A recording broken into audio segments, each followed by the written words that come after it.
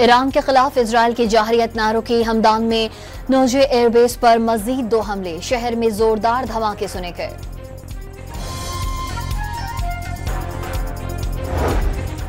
Iran के security जराये ने Israel पर ड्रोन हमलों की तरदीद कर दी। इजराइल ने 100 ईरानी ड्रोन्स नाकाम बनाने का दावा किया था।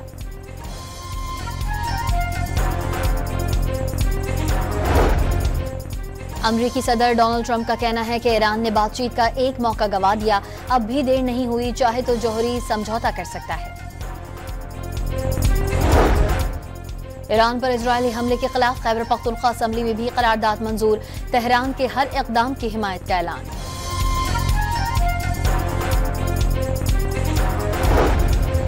और बिलावल भुट्टो कहते हैं पाकिस्तान ने भारत को पहलगाम वाक़ये की आज़ादाना तहकीकात की पेशकश की, जवाब में जाहरियत की गई। पाकिस्तान ने भारतीय हमलों के बाद दिफा का हक इस्तेमाल किया।